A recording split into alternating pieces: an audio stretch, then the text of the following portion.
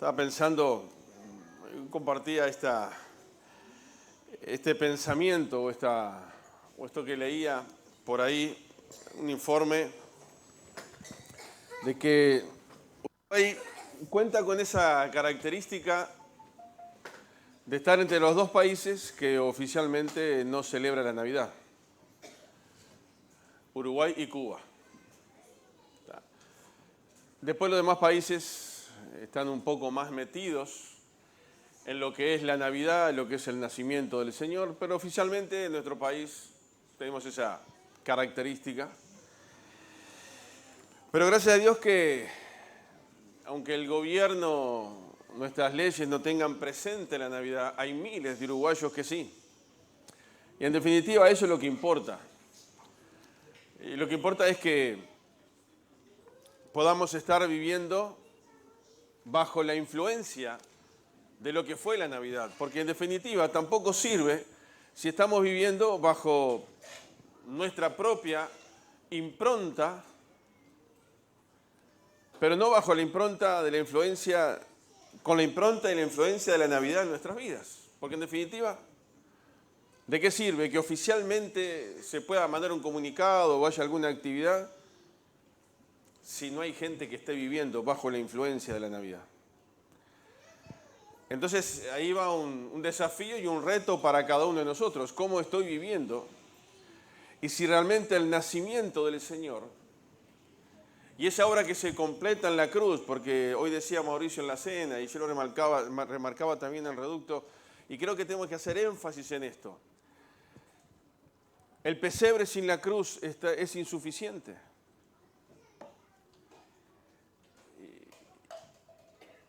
Debería haber en el pesebre una cruz. Un pesebre que marca una diferencia de un creyente. Y yo les decía por ahí a algunos hermanos, también debería haber una pequeña barca en un pesebre, porque cuando uno piensa en el Señor, cuántas enseñanzas el Señor dio a través de una barca. Y ese niño nacía con un propósito. Y sin duda que en un pesebre debería haber también una tumba, algo que representara la tumba, porque el propósito del Señor y venir a nacer como un niño fue terminar en esa tumba, humanamente hablando.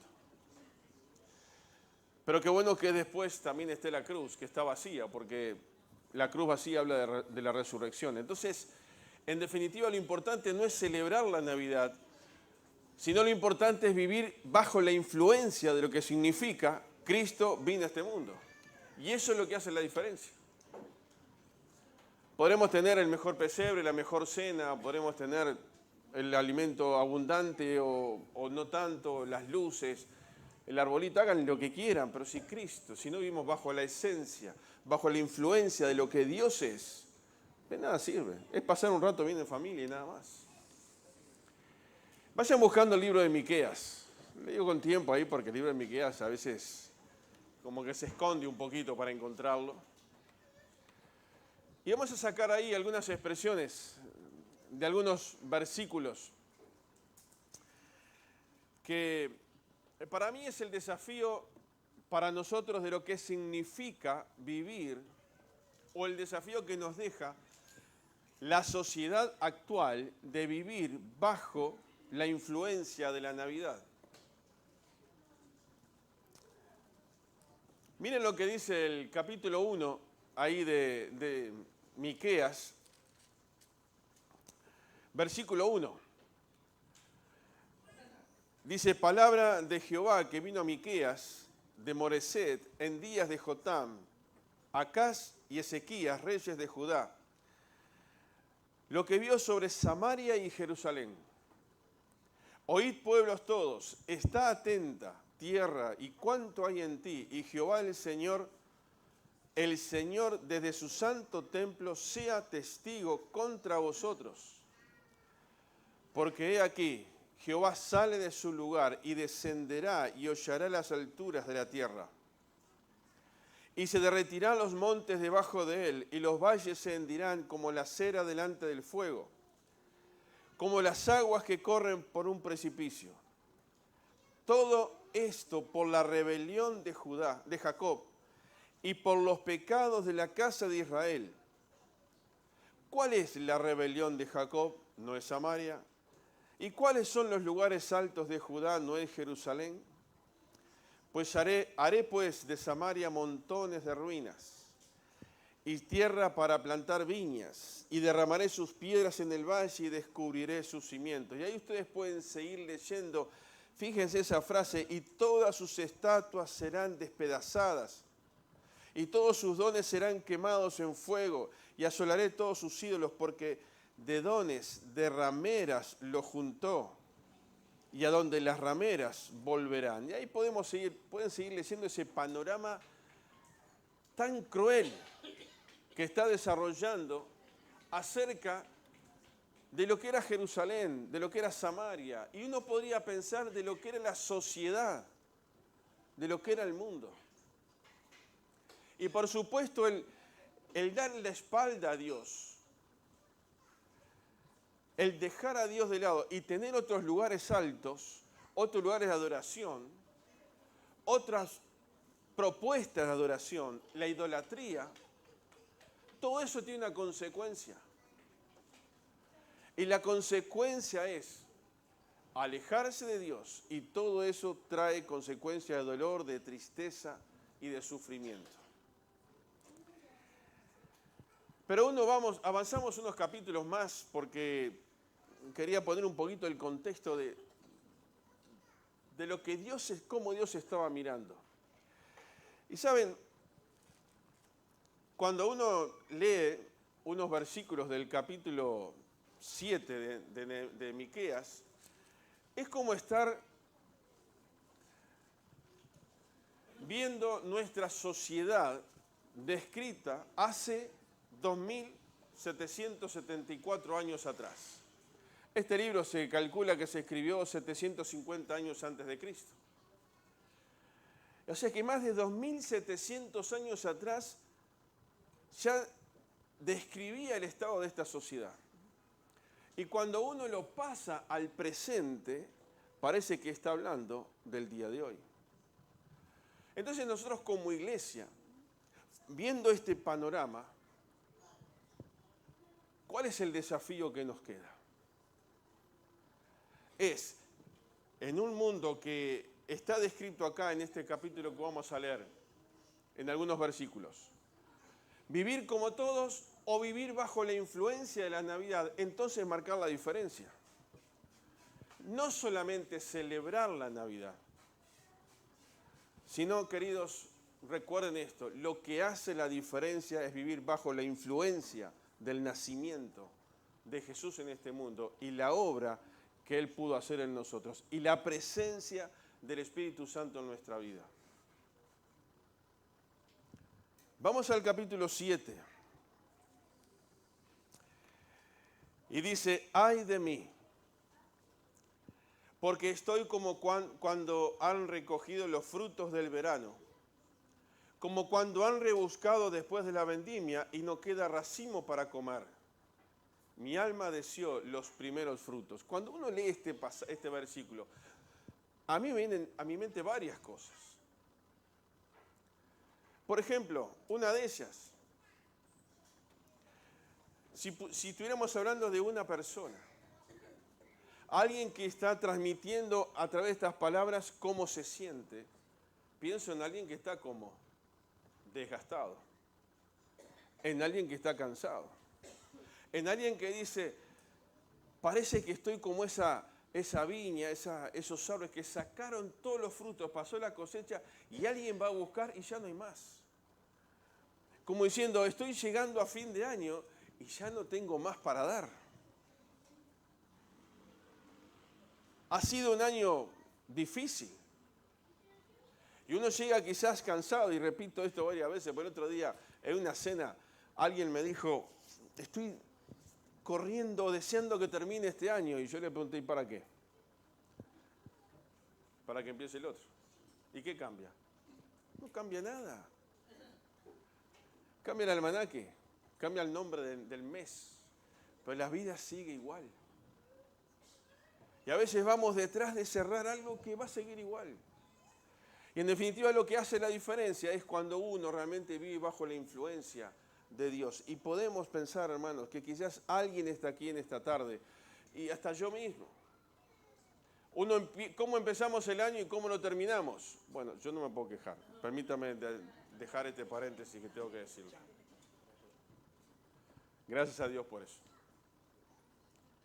Cierro el paréntesis. Volvemos. Pero ¿cómo ha sido el año de cada uno? Uno puede decir, ahora terminamos de esta manera. Hubieron años que se terminaron de otra manera. Pero en definitiva es ver que Dios puede sostener. Ver que Dios sigue estando ahí de una manera presente. Ahora, estaba pensando, ¿se acuerdan cuando aquellos dos discípulos ahí en Lucas capítulo 24 volvían hacia Emaús, en el camino de Emaús? Y ellos volvían ¿cómo? Tristes. Porque había pasado en Jerusalén, estuvo en la crucifixión, Jesucristo había muerto, habían puesto su cuerpo en la tumba, estaban en silencio, aquel que había prometido que iba a resucitar no estaba, y aquellos hombres volvían como desgastados, como diciendo, ¿y ahora qué? Y utiliza esa expresión, el versículo 17 del capítulo 24 de Lucas, que el Señor se acerca a ellos y les dijo, ¿qué pláticas son estas que tenéis entre vosotros mientras camináis? ¿Y por qué estáis tristes? Y quizás el Señor en esta noche, tardecita, capaz que tiene que venir a nosotros y preguntarnos esta misma expresión, ¿por qué estamos tristes? ¿Hay tristeza?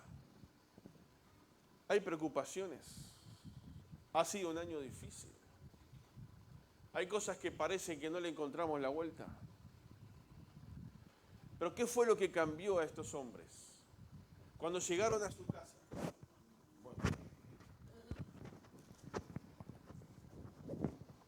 Cuando llegaron a su casa y tuvieron ese trato especial con el Señor, Dios, Jesús se manifestó y lo que cambió su vida fue decir, bueno, ahora tengo las fuerzas aún para volver caminando otra vez hacia Jerusalén y encontrarme con aquellos discípulos.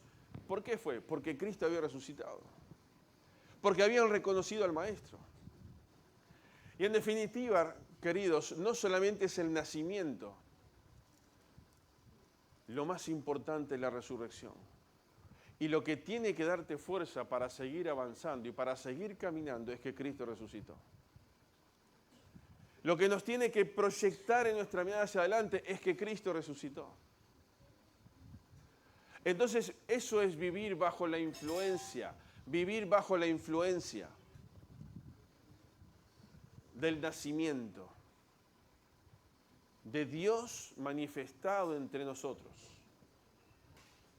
Ahora, eso lo elegimos nosotros.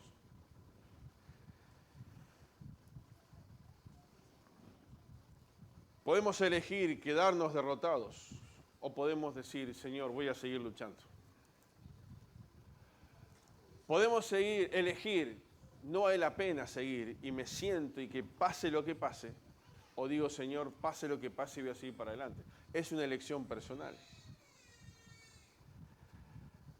¿Se acuerdan lo que dice 2 Corintios 4:16? Dice, por tanto, no desmayamos antes, aunque nuestro hombre exterior se va desgastando, el interior, no obstante, se renueva de día en día. Y este versículo, debo confesar que me cuesta leerlo y entenderlo, porque dice, porque esta leve tribulación momentánea, leve tribulación momentánea. Digo, quizás lo está comparando con lo que sería la eternidad sin Cristo. Porque en definitiva hay algunas situaciones que no son tan leves, ¿no? Pero cuando uno lo compara con la eternidad que tenemos por delante, decimos, gracias a Dios porque me espera lo mejor. Y dice, porque esta leve tribulación momentánea produce en nosotros un cada vez más excelente y eterno peso de gloria. No mirando nosotros las cosas que se ven, sino las que no se ven, pues las cosas que se ven son temporales, pero las que no se ven son eternas. Y pensaba en este primer versículo ahí de Miqueas, cuando van a buscar algo, algún fruto, ese ejemplo que da, y ya no hay. Lo que se vio, el fruto que se veía, desapareció. Y vamos a ver qué es lo que lo sostiene para hacia adelante, que está en este mismo capítulo también. Ahora, vivir bajo la influencia del nacimiento de Cristo y de la resurrección y de la salvación, este capítulo nos deja varios desafíos como iglesia. Miren lo que dice el versículo 2. Oíd, pueblos todos, está atenta tierra, y cuánto hay en ti. Y Jehová el Señor, desde su santo templo sea testigo contra vosotros. Perdón, leí de vuelta de lo que había leído antes, discúlpenme. Acá el ventilador, que está bárbaro, me hizo una mala jugada. El 2, de vuelta del capítulo 7, disculpen. Dice, faltó el misericordioso de la tierra, y ninguno hay recto entre los hombres. Todos acechan por sangre, cada cual arma su red a su hermano. Y aquí, hermanos, tenemos algunas cosas que quiero rápidamente destacar. Este versículo está haciendo mención a algo que falta y que solo la iglesia lo puede suplir. Porque la iglesia es representante de Dios en este mundo, es Dios mismo. Y ahí dice, faltó el misericordioso. Falta la misericordia, ¿o no es así? No es una característica de nuestra sociedad la misericordia. No es una característica de nuestra sociedad mirar la necesidad del otro y tratar de actuar en beneficio del otro. No es una característica. No hay ningún sistema político que pueda llevar eso adelante. Solamente la iglesia. Porque la iglesia lo hace sin buscar ningún otro beneficio. Más que el compartir lo que uno recibió de Dios. Por eso el gran desafío es que en el mundo se muestre misericordia. Y esa misericordia la podemos mostrar nosotros. Y es mostrándoles el mensaje de Cristo. El amor de Dios hacia cada persona. Dice, y ninguno hay recto entre los hombres. ¿Está equivocada la Biblia lo que dice acá? Ninguno hay recto. Ni siquiera los que estamos acá. Si hay algo bueno en nosotros, ¿qué es? Es la presencia de Dios en nosotros. Entonces, si no hay ninguno recto, hermanos, tú y yo, bajo la influencia del nacimiento de Cristo, tenemos que vivir en rectitud. Y tenemos que marcar la diferencia. Dice, todos acechan por sangre, cada cual arma red a su hermano. Vemos eso, ¿verdad? Cada uno trata de sacar su tajada, aún tratando de perjudicar. Si perjudica, no importa a quién. El tema es quedarme yo con mi tajada.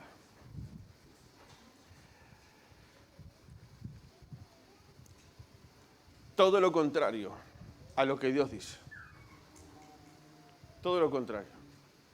Dice que Jesús se despojó a sí mismo, tomando forma de siervo. Y en esa forma de siervo vino a ser obediente, llegando a la muerte. ¿Y muerte de qué? Muerte de cruz. La peor. No buscó su propio bien, sino que hizo lo contrario. Vino a buscar el bien de cada uno de nosotros que no lo merecíamos. Entonces, cosas que solamente la iglesia puede suplir. Falta de misericordia, la iglesia. Falta de rectitud, la iglesia. ¿Por qué? Porque Dios está en mi vida. Si yo no vivo con misericordia y no soy recto en mi forma de actuar y de moverme, no soy un hijo de Dios. Pero también nos narra este versículo crisis en la justicia. Vaya palabra, ¿no? Parece que estuviera hablando parece que lo escribieron hoy. Miren lo que dice el versículo 3. Para completar la maldad con sus manos, el príncipe demanda y el juez juzga por recompensa. Y el grande habla el antojo de su alma y lo confirma. Para completar la maldad con sus manos, el príncipe demanda y el juez juzga por recompensa. ¿Qué está diciendo acá? Justicia comprada. Justicia según la conveniencia de los más fuertes. Justicia según la conveniencia de los más influyentes. ¿Pasa eso hoy en día? 2774 años atrás fue escrito esto. Entonces, si queremos ver que haya justicia, ¿quién puede poner justicia realmente? Dios. Dios. Y no hay nadie que pueda cambiar o transformar a una persona. Una frase que hemos escuchado, y ¿saben qué? Una noticia, seguiremos escuchándola siempre. Las cárceles no rehabilitan a nadie. Yo desde que me conozco la vengo escuchando esa frase. El que rehabilita realmente es un cambio cuando Cristo entra en su vida. Y gracias a Dios por tantos hermanos y ministerios que están trabajando en las cárceles. Y hay cientos de ejemplos. Entonces, la justicia.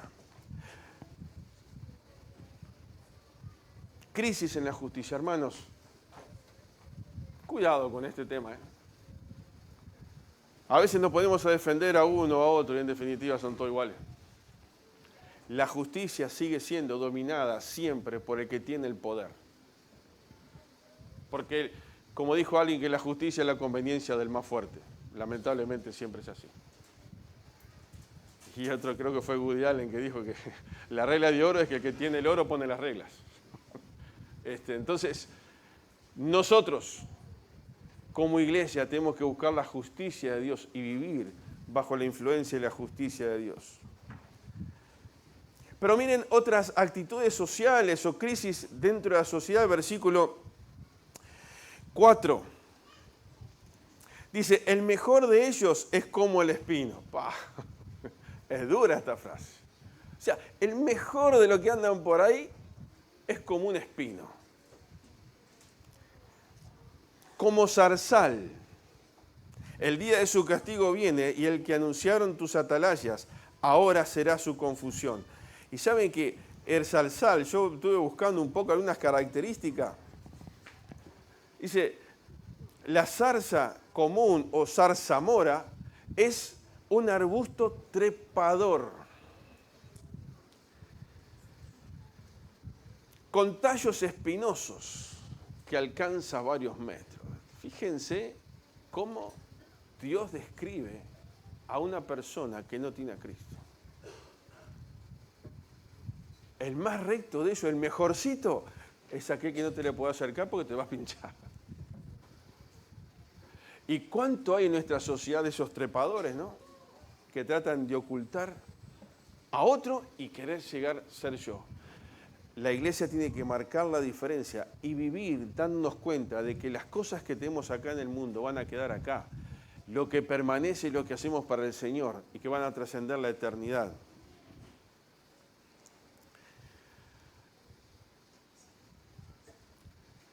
Crisis de confianza. ¿Hay crisis de confianza hoy en día?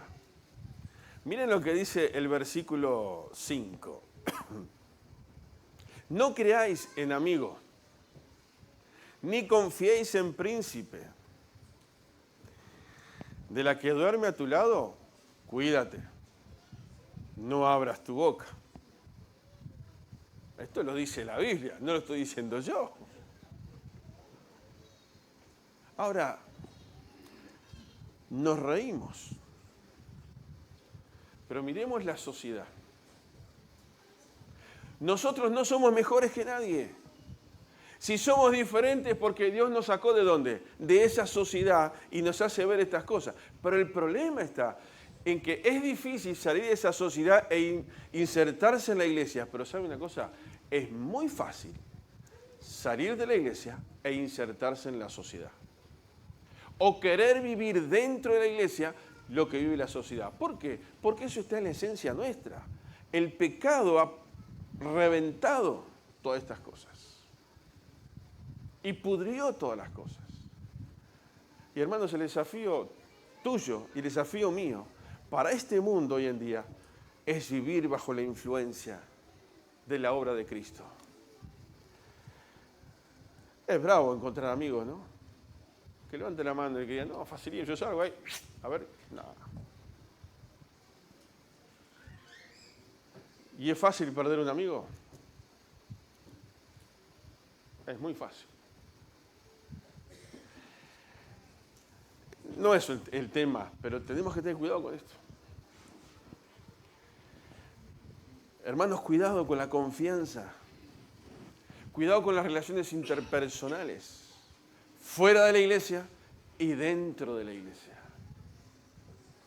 Cuidado con no abusar de la bondad del otro. Cuidado con pasar límites que después son difíciles de volver para atrás. No confiéis en príncipes. Bueno, ¿qué significa acá? No pongas tu confianza 100% en los gobiernos. La Biblia dice que orá por ellos. Oremos por aquellos que nos gobiernan. El otro día veníamos conversando ahí varios temas y entre ellos con Susana decíamos, ¿cómo es el tema de la infidelidad hoy en día, no? Porque uno sale al mundo y está todo preparado ¿para qué? ¿Para la fidelidad o para la infidelidad? Infidelidad. Y no hay valores, no hay respeto, no hay nada. Ahora, en ese mundo, Dios nos pone a nosotros como iglesia para decir, para mostrar que se puede vivir de una manera diferente y que se pueden hacer las cosas diferentes bajo la influencia del nacimiento de Cristo y la resurrección de Cristo. Pero hermanos, esto exige que no podemos vivir a medias. No podemos quedar bien con algunos acá del mundo para que... No, hay que ser radicales. Porque cuando la gente necesita una palabra de verdad, le va a venir a buscar a aquella persona que es seria, que es radical y que hizo la diferencia. Y que no para quedar bien con él, en un momento se bajó de su situación, de su posición y se puso al lado. E hizo cosas que no están bien para congraciarse. No. Vivir bajo la influencia es marcar la diferencia en este mundo. Y cuando dice acá, no abras la boca. Qué brava esta frase, ¿no? No voy a decir dónde, ni en qué situación, pero una vez estaba con una familia, no era acá en Uruguay, y esta familia quería desahogarse. Y en un momento me dice, salgamos a hablar a las calles, porque acá las paredes se escuchan. Y saben, cuidado con lo que decimos. No solamente por quien escucha, sino porque también somos presos de nuestras palabras. Aunque hoy la palabra tiene poco valor, pero no importa. El cristiano tiene que tener una palabra y vivir bajo la influencia de esa palabra que es de Dios y que cuida su boca al hablar. Es un desafío, hermanos, e inclusive dentro de la iglesia. Cuidado con este tema de la murmuración, de hablar mal de uno o de otro. Si no tenés nada bueno para decir a un hermano, no hables. Si hay alguna situación que no tenés claro el panorama, no opines. Y si tenés alguna duda, preguntá en el lugar correcto. Pero en definitiva, acordate de esta frase. No abras la boca. Con los años aprendí algo. Aprendí varias cosas, ¿no? Pero una cosa. ¿Vieron cuando dicen, cuando no me piden la opinión, no la doy? ¿Verdad? Muchas veces. Pero yo voy un poquito más. Si me piden mi opinión y mi opinión no influencia y no cambia la situación, tampoco la doy. Porque en definitiva, ¿qué significa? ¿Me explico lo que digo? A veces alguien te viene con una pregunta, ¿qué puedo hacer? Y te viene a contar una decisión y no buscar un consejo. Entonces, ¿de qué sirve que yo te dé mi opinión si ya tenés la decisión tomada? Esto es vivir bajo la influencia del nacimiento o vivir bajo la influencia de mi propia de mi propio pensamiento. Y vamos más rápido porque quiero terminar prometo 10 minutos, porque así Gustavo después se... Nah. Crisis en la familia. Miren lo que dice el versículo 6. Porque el hijo deshonra al padre, la hija se levanta contra la madre, la nuera contra la suegra, y los enemigos del hombre son los de su casa. A ver, ¿cuándo se escribió esto? ¿Se acuerdan? 750 años antes de Cristo. Entonces, el problema no es Uruguay. El problema no es Estados Unidos. El problema no es Rusia. El problema que es el corazón del hombre. Como hizo Jerusalén. Como hizo esos hombres que dejaron a Dios de lado. Entonces, todo eso sale de su corazón. Y queridos, tenemos que cuidarnos, cuidar la familia, los valores.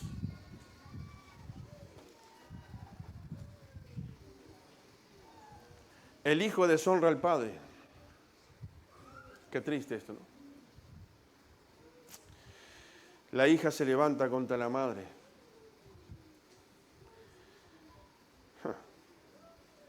La nuera contra su suegra. Son todas cosas que tenemos que cuidar. Como cristianos, si vivimos bajo la influencia del nacimiento, bajo la influencia del poder del Espíritu Santo, bajo la influencia de Cristo en nuestra vida, bueno, la nuera tiene que llevarse bien con la suegra, le guste o no le guste. La hija tiene que respetar a su madre, le guste o no le guste. El hijo tiene que amar a su padre, le guste o no le guste. El esposo tiene que amar a su esposa, te guste o no te guste. Es así. Si te metiste en ese baile, va a decir, perdón. Si te metiste en eso, hay que bancar.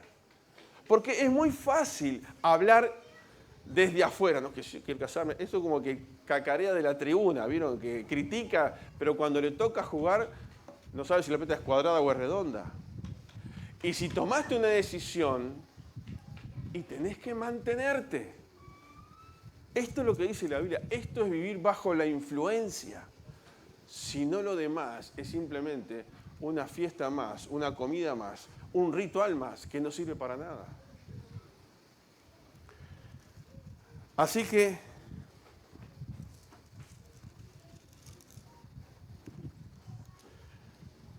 cuidado, porque los enemigos del hombre son los de su casa.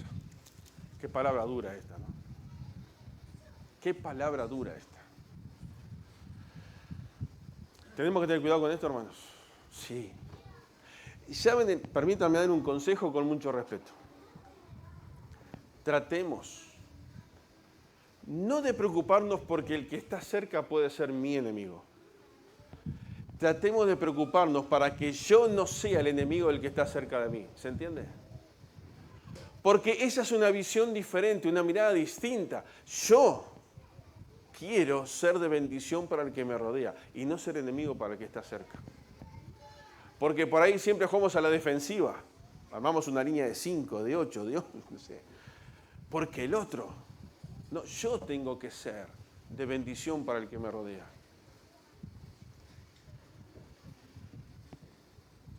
Ahora, versículo 7, yo le puse ahí una frase, esperanza donde realmente la hay. Dice el versículo 7, mas yo a Jehová miraré. Esperaré al Dios de mi salvación. El Dios mío me oirá. Jehová trae luz y libertad. Dios trae luz y libertad. Y por eso dice ese versículo, mas yo a Jehová miraré. En esta situación tan compleja, descrita hace tantos años y que se aplica tan perfecto, y que esto muestra la veracidad de la Biblia, la autenticidad de la Biblia. Y cómo la Biblia sigue siendo actual. Bueno, en ese panorama, en este mundo tan oscuro, con tantos problemas, acá nos dice, mas yo a Jehová miraré. ¿Y qué? Y esperaré en él. Al Dios de mi salvación. El Dios mío me oirá. Y vieron que el énfasis acá es bien individualista. Porque la relación y la comunión con Dios es individual. No podemos vivir una vida cristiana por Wi-Fi. No puedo vivir una vida cristiana porque los demás me empujan a eso.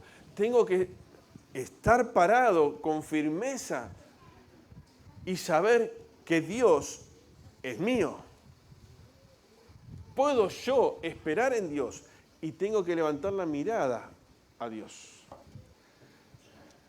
Y por eso el punto más cumbre en el momento de la resurrección, de la crucifixión,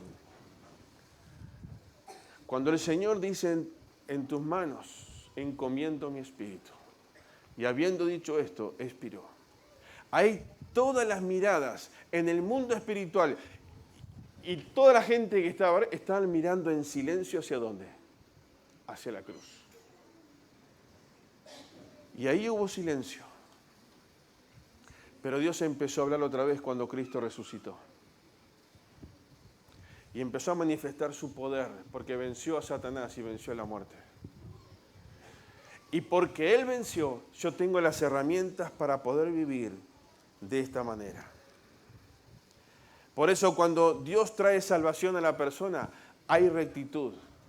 Dios renueva las fuerzas, hay misericordia, sana relaciones interpersonales. Las manos dejan de hacer maldad. Desaparece la confusión. Dirige la confianza al lugar correcto. La mirada al lugar correcto. Saber esperar y saber oír. Cuando vivimos bajo la influencia del nacimiento y de la resurrección. Y yo quiero terminar preguntándote en esta noche, ¿bajo la influencia de qué estás viviendo? Si el relacionamiento con tus hijos es malo y estás viviendo bajo la influencia de tu pensamiento, pero no bajo la influencia del nacimiento. Si tu relación con tu esposa es mala, estás viviendo bajo la influencia de tu pensamiento y no bajo la influencia del nacimiento. Si estás peleado con algún hermano, estás viviendo bajo la influencia de tu pensamiento y no bajo la influencia del nacimiento. Por eso quizás en esta noche y el 24, cuando nos juntemos a comer y a pensar y estar en familia, cada uno pasará como puede, donde quieras. Pero recordad que la esencia es que podamos vivir bajo la influencia de que Cristo vino a este mundo para transformar nuestra vida y para cambiar nuestro corazón. Los últimos 3 versículos de este capítulo, el versículo 18 dice una pregunta: ¿qué Dios como tú, que perdona la maldad y olvida el pecado del remanente de su heredad, no retuvo para siempre su enojo porque se deleita en qué? En misericordia. Ese es el Dios que nosotros tenemos y el Dios del que hablamos, el Dios que perdona.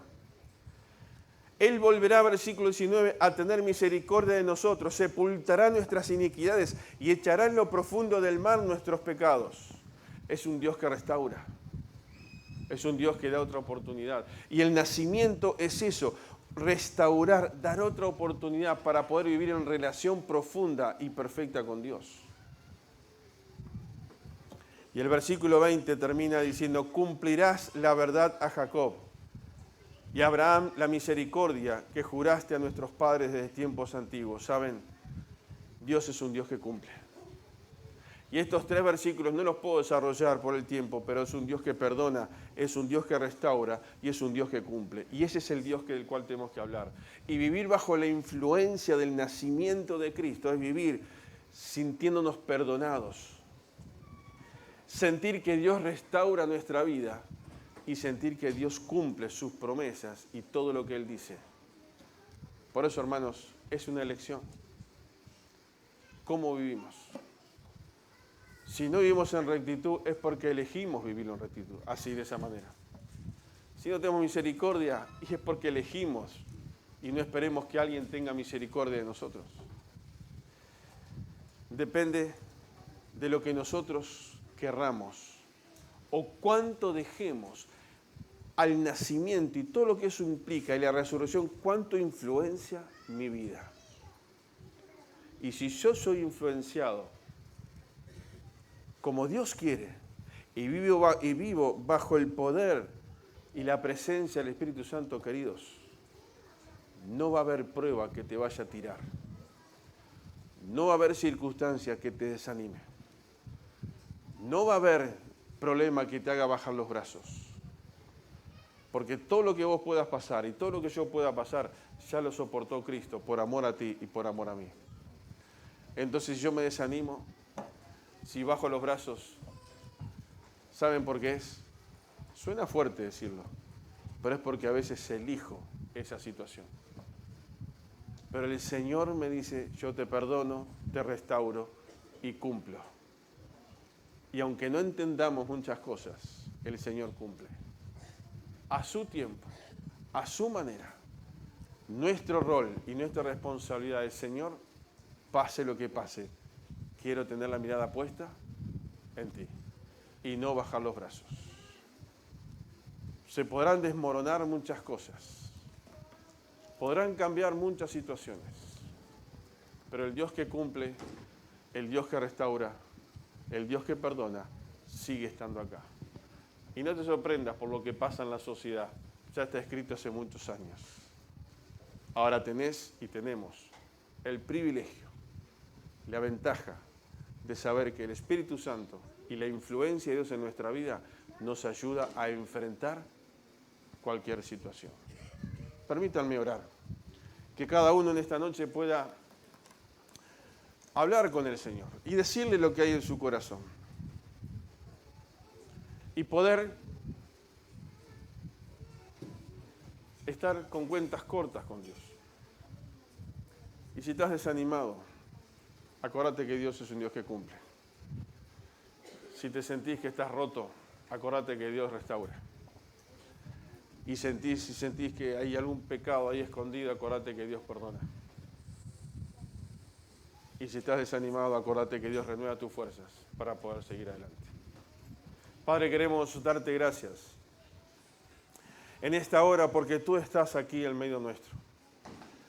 Padre, gracias porque has dejado estas cosas, estas verdades en tu palabra tantos años atrás, para que la podamos vivir, para que la podamos entender, para que podamos sentir que tú eres un Dios que no solamente vino a adornar un pesebre, sino que vino a marcar una influencia, a cambiar vidas, a poner esperanza, a restaurar un corazón dolido, a perdonar el pecado, a poder vivir con confianza. Padre, gracias. Y te pido por cada uno de mis hermanos que están acá, aún aquellos que puedan estar escuchando la transmisión, para que tú obres en sus vidas. Y que realmente podamos sentir en este momento la presencia del Espíritu Santo de una forma muy especial, influenciando nuestra vida. Y por sobre todas las cosas, para que nunca bajemos la mirada de tu presencia. Padre, bendecimos tu nombre. Gracias por lo que tú eres. Y oramos en el nombre de Cristo Jesús. Amén.